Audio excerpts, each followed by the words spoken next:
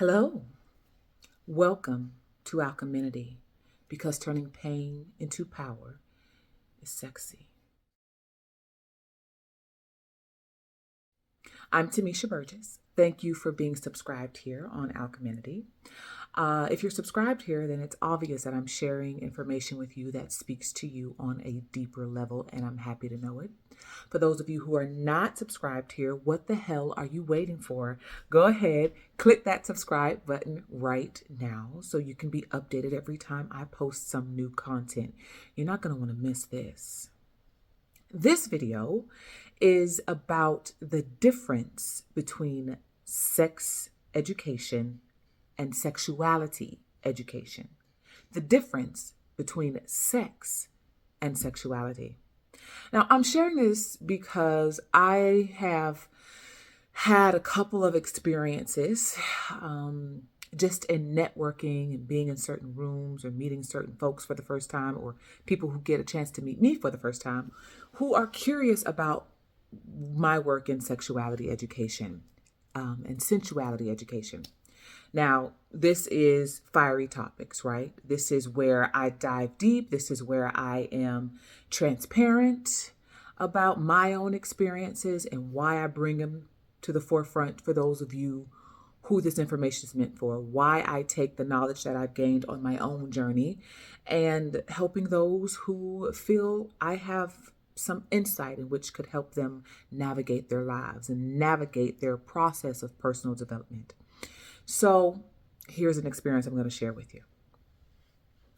There was a guy who I met, and obviously when you meet somebody, the questions are, oh, what's your name?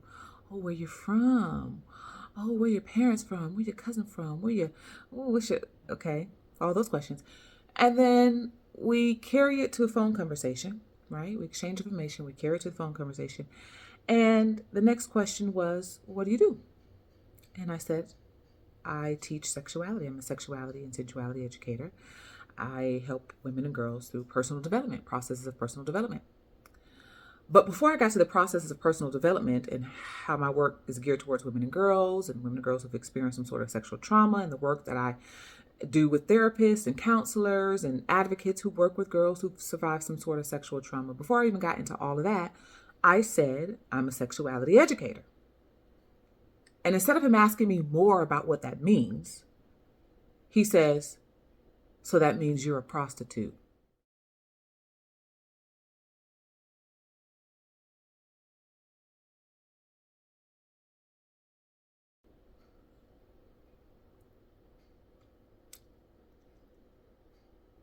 Yeah.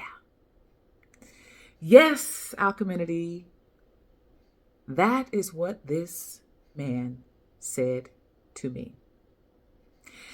I recently asked a friend of mine, I said, when I told you that I am in sexuality education, was your first thought that I was some sort of sex worker? And my friend says, no. The first names that come to his mind was Dr. Ruth and Dan Savage. And he says, a person would have to be pretty stupid to think that a person is a prostitute or a hoe or a sex worker just because they teach sexuality education. Anyway, I said that to say that this is why I'm doing this video, because I realize that there is true ignorance surrounding sexuality education. When somebody hears sexuality education, they automatically think you are a sex worker. They automatically think you have an OnlyFans account. And listen, let me tell you something. Nothing wrong with having an OnlyFans account. If that's what works for you, you are a adult who has consented to that. It works for you and it works for those who are your fans. Go for it, okay? If it's not hurting you, it's not hurting the people that are following you, you are happy at what you're doing, you are emotionally intelligent, you are mentally stable, and you are choosing to do that, honey, get it how you live it. I'm not hating. Matter of fact, give me $20, okay? Give me $20 because I know you're good for it. I'll pay you back on Tuesday. So anyway, nothing against that. But the ignorance surrounding what sexuality and sensuality even is. And so I want to dive deeper. I want to talk more about this because I realize this common misconception. Now, especially when you see a woman such as myself and a melanin woman speaking on things having to do with sexuality and sensuality, there's fear around it, yes, and there's ignorance around it. Now, the fear around it is that what I teach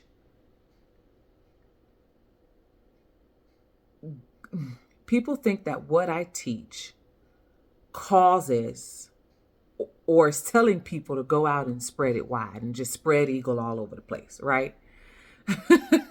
That's the ignorance around it. But the fear for adults, adults with children, again, my demographic is geared towards women and girls. So adolescent girls and young women, so ages 13 to 30, that is my demographics. And the fear is, oh, you teaching our young girls to spread eagle and how to bend it over and pop it and all this kind of stuff? Hell no.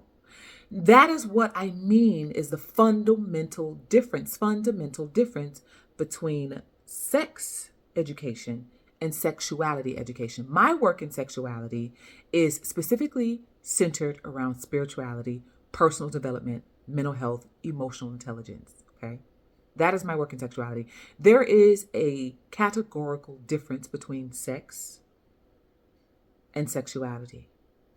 My idea of sexuality is an inner principle, inner morality, an inner integrity that you establish between yourself and your spirit, that you establish between your mind and your body.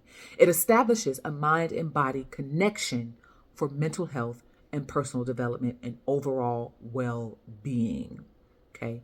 My work in sexuality is from a spiritual lens. It's taught through a spiritual lens, not religious, but spiritual lens. Hopefully, if you're subscribed here on Alchemity and you are following me on my social media pages, you already know what I mean by the difference between religion and spirituality. They are also fundamentally and categorically different. Okay. My views are considered very unorthodox, which makes them non-religious, right? But very ancient as it relates to alchemy, as it relates to personal development, self-help. This is the parts that are considered somewhat taboo as well, because I'm bringing in these sexual principles. But what I realized is that everything begins at the root. Everything begins at the core. Everything, pain and power, all begins at the root, the seed of a thing. When you think about gardening and farming, everything begins with a seed, right? And you plant that seed and you put it in the ground. It begins to take root. Everything has to have a foundation. And the origin of all life begins at the root of a thing, at the seed of a thing. Life in and of itself, the universe, the planet, the birds, the bees, the trees, everything literally encompasses sexuality. Okay? And so that is the lens that I teach through. And it's a damn shame, honestly, because this ignorance around sexuality and people thinking that I'm in sex work or that I'm a sex worker or I'm teaching people how to have sex. That's not my role. Now, there are people that teach that in the sexual health field, in the sexuality education field, but that's not my lane, right? Yes, I have insight about it. Yes, obviously, right? I earned a certification, right? So I must know how to teach that. Of course, I have education on it, but that's not my circle of competence. That's not my lane. I am not guided to advise anyone on the best lubrication to use, what types of condoms to use, what types of how to bend it, how to spread it, no, that's not my lane. There are folks out there that teach that. Go and find them. Okay. As a matter of fact, if you need some recommendations, I have a network that I'm a part of. I could probably refer some folks to you. All right. But that's just not my lane. My work in sexuality and sensuality education has nothing to do with pouring it out on Tyrone. Has nothing to do with put it on Mike, Larry, and them. It has everything to do with turning your cell phone. Has everything to do with arousing and awakening thyself, the inner self, in more ways than one. And it can be very, very sexy when you do that. Okay. But what is a shame is that people are really miseducated about it.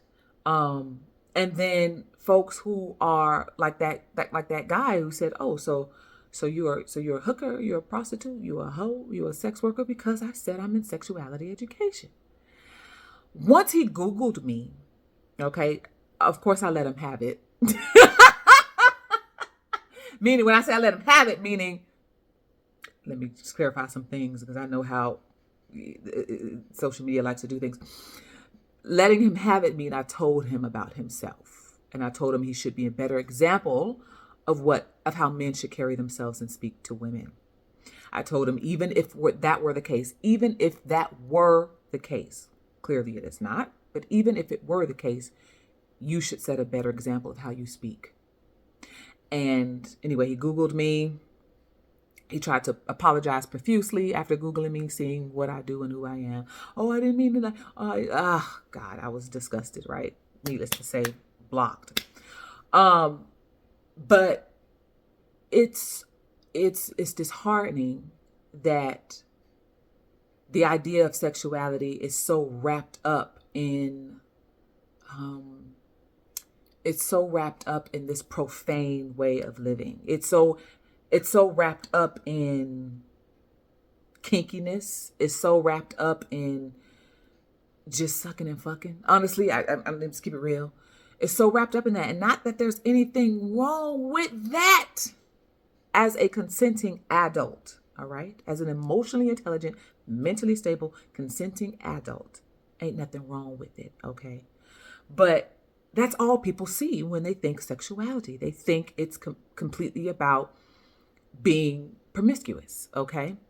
Then there's the folks who are slut shaming, who are against people who live very open lifestyles with their sexuality.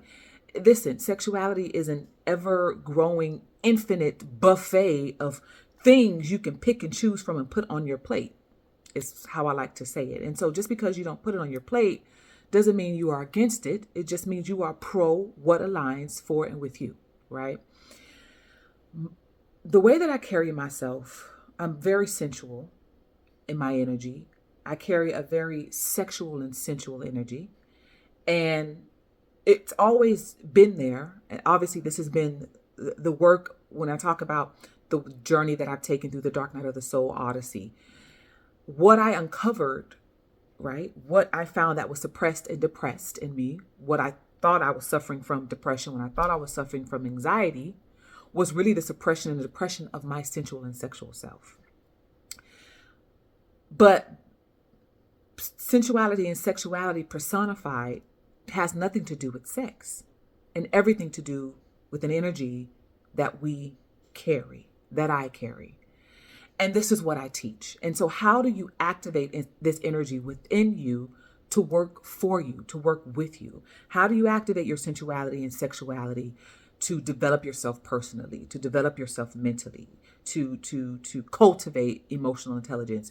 How do you activate your sensuality and your sexuality to help you make decisions in life, to help you discern who's for you, who isn't for you, what jobs to take, what book to write, what to put in that book, what should it be titled, where to live, where to move, what to wear today? Your sensuality and your sexuality, again, has everything to do with an energy that has its being, living, and way of being and living through you. It's an energy that we all have the power to awaken. Now, here's the thing.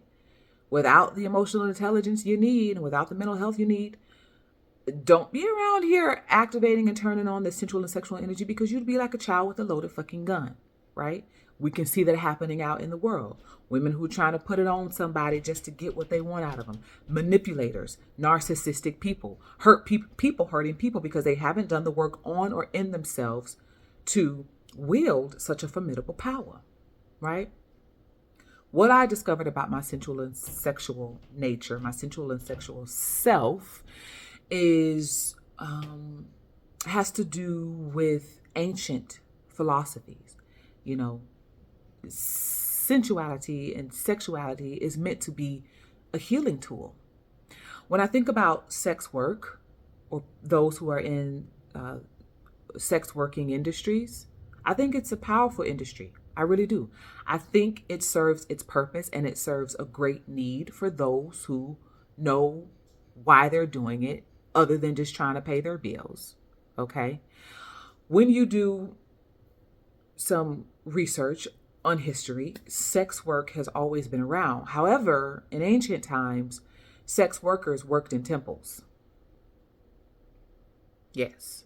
Sex workers worked in temples, and sex work was there as a healing modality having to do with life or death situations. It wasn't just about pleasure. It wasn't just about coming. It wasn't just about orgasming. There were people who were dealing with very serious illnesses and ailments in their bodies. And sex workers who worked in temples, which were really shamans, which were really mystics, who knew how to tap into God, who knew how to tap into creation energy, who knew how to tap into ancient energy. Okay. We only call sexual energy sexual because honestly, that's the main place that we focus this energy. As human beings, that's the main place we've used this energy. If we were to do more alchemical work in raising it up, it wouldn't just be called sexual energy. The name would even evolve. The name would evolve as it should. Okay. But yeah, in these temples, they were mystics and they were shamans who were able to tap into the energy of creation. All right. To help heal folks and to help people tap into their own sexual energy of creation to heal themselves. And so when people entered these sacred sexual temples, it was for these reasons. It wasn't just for playing. It wasn't just for getting it on. It wasn't just for pleasure. Now, pleasure should be involved, obviously, but it was pleasure to help heal certain pains and not, and I can hear some folks saying, well, I got a pain right here. Ha ha ha. Like, I don't know. I just heard that. I could hear some very low vibrational people saying that. Okay. Have your laughs. All right. Laugh it. Now let's get back to business. Okay. So sex work has been around since the dawn of time and for these very specific reasons though. And so the idea of sex has just gotten muddied over the years because of people's lack of intelligence, because of their immaturity. I feel like we use sexuality like toys, Oh, let's see what this is. Oh, let's bounce around in here. Oh, let me play in your sandbox. Okay, I'm done playing your sandbox. And we're going to play over here in this sandbox. You know what I mean? Sexuality is a sacred energy. There are some folks who don't give a damn about that part, though. There are some folks who don't care about the sacred part. They just want to get it on and get it off. And there was a woman that I met at a conference that I spoke at in Denver. It was a sexual health conference. And she approached me after my talk. My talk was, what else can you do with your sensual and sexual power other than pour it out on Tyrone?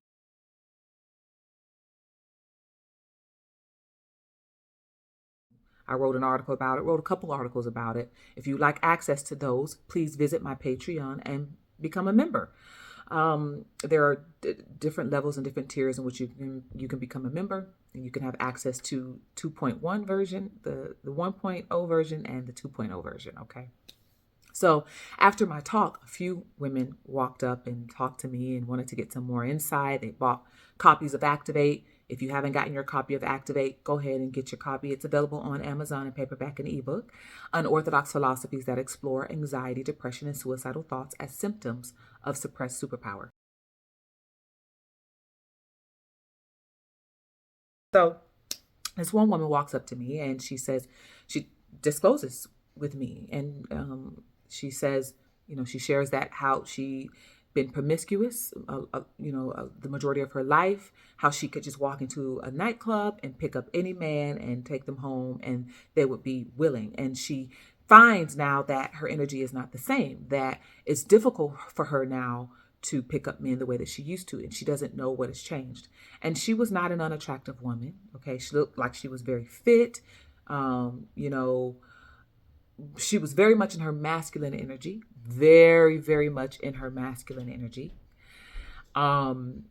Almost as if she would approach a guy the way a guy would approach a woman. There were just some things I picked up about her.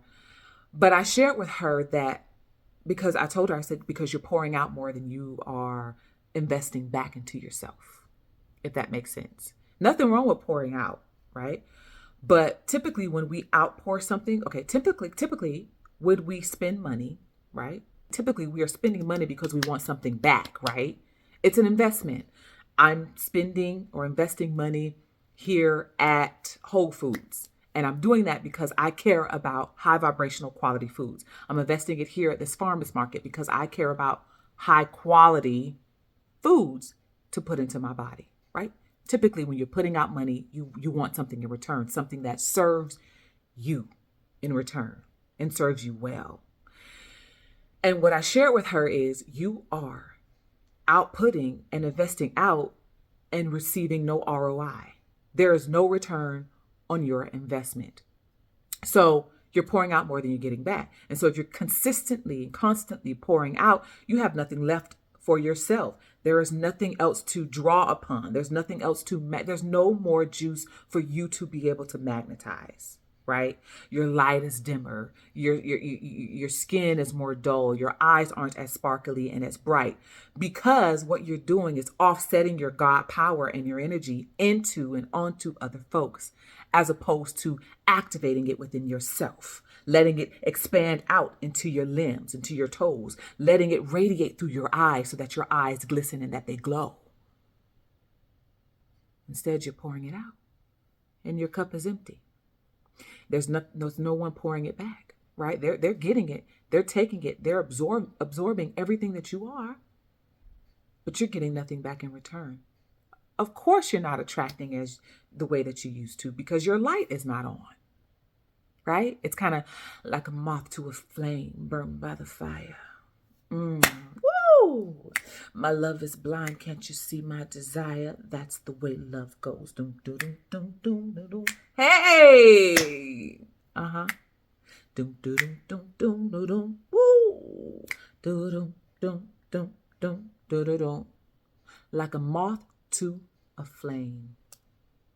But if your flame is out, you're not attracting a damn thing.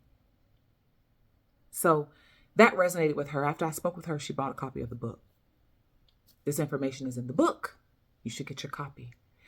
This is the difference between sex and sexuality. Just because we are in sexuality, just because I am in the field of sexuality education and sensuality, has nothing to do with being a sex worker. All right? I need some of y'all to really get your shit together. I need you to grow up, many of you, and grow up in more ways than one. I need you to raise your energy up, right? To that fella, if you ever see this, your parents must be so proud.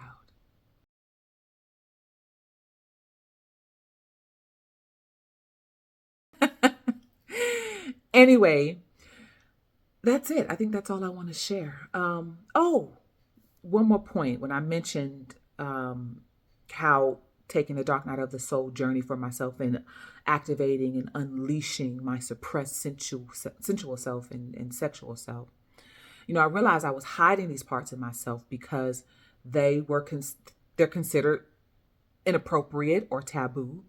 Me, I have what people will call a very dirty mind. And when I should say not say dirty, but that's the slang term. I have a very sexual mind, okay? I use sexual innuendos when I feel triggered to. Like somebody can say something like, "Oh yeah, I'm coming over." And I'll say, "Oh, are you? Are you coming?" And then there's a big laugh. But that's just how my mind works. And that is what I tie into my work in mental health. That is what I tie into my work in personal development. That's what I tie in my work in sexuality education, okay? But these parts of myself I suppressed because they were considered inappropriate. They are considered unorthodox. They're considered taboo. I am unorthodox. I am taboo. And in some cases, to some folks, I may be considered inappropriate. Definitely not politically correct. Not all the time anyway. And sometimes that shit needs to be thrown out of the window and keep it straight, no chaser. So I hope you all enjoyed this. Hopefully you have a better understanding between sex and sexuality education. When you speak to me again, if you ever have a chance to meet me or cross paths with me or speak with me, don't get it twisted, all right? Respect my gangster. Not all of us are in this industry for the same reasons or doing the same thing. So for those of you who are ready to turn your pain into power by activating your sensuality and sexuality for the purpose of personal development, self-help, and mental health, this is a genre of health and wellness. I am in the health and wellness space, but this is how I do it. And this is my lane. So for those of you who are ready to turn your pain into power through activating these parts of yourself, please contact me. You can email me at timmeshaburgess@gmail.com. Click the Linktree link in the description box below. Not this box, but the description box below. And you can find out everywhere I am. Now listen, if you do not see the information on my Linktree link as far as social media profiles, as far as websites, then it's not me, okay? If it's not on my Linktree, it's not me. So please do not be scammed, okay? Click my Linktree. You can find out everywhere that I am. You can get in touch with me, all right? Again, get your copy of Activate, available on Amazon in paperback and ebook. Also get your merch. Fear of Feminine Power is a mental disorder, as well as the new merch that is officially here, y'all. It is called Pussy Power.